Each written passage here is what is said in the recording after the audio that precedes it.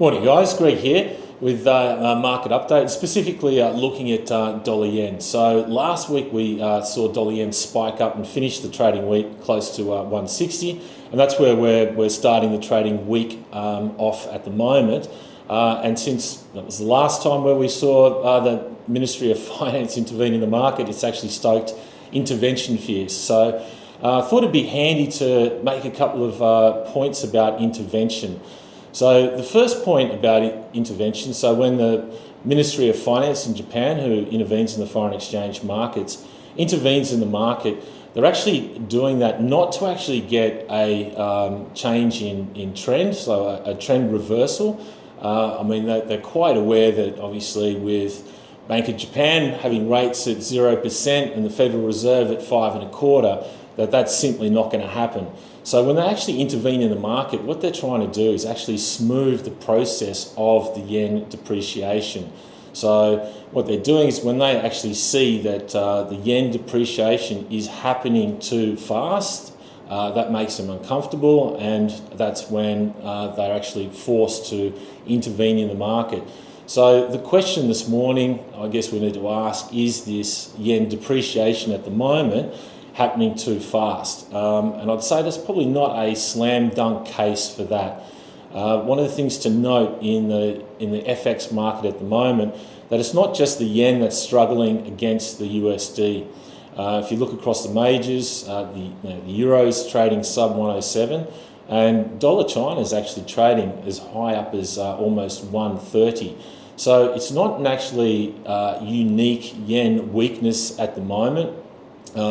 If it was actually unique to the yen, that would actually put more pressure on the BoJ to intervene. The second point to make is that, and it's probably the more important point, is that if the Ministry of Finance did come in and intervene in the market, it's actually, it does that, it's quite market savvy when it intervenes. And what I mean by that is they try to get the most bang for its buck. So one of the things that the Ministry of Finance would like to see before they intervene is that as many shorts in the market are cleaned up as possible. So the last time that we saw the MOF intervene, the high in dollar yen was 160.15. Now, what the MOF would understand is that there's an absolute host of stops sitting in the market laid above 160.15. So that's the existing dollar yen shorts. That's probably the first place that obviously these guys would be putting their stop losses. And then also you'd have a host of other traders and fresh shorts that are trying to front run intervention. They're probably getting short now in the market, that are also layering their stop losses above 160.15. So look, no doubt, and I'd say with a lot of confidence, that the MOF would actually be quite happy to see 160.15 get triggered and see those stop losses also get triggered above 160.15. So on the back of that stop run, we could see dollar yen spike, a couple of big figures, maybe up towards 162 plus.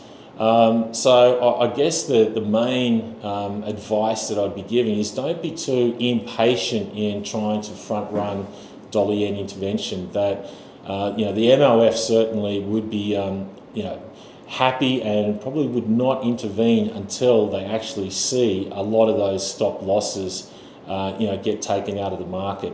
And the last point on the intervention too is that they also like to intervene when the market is, I suppose, less liquid, and the best time for that is the close of New York, early Asia, and the FX markets.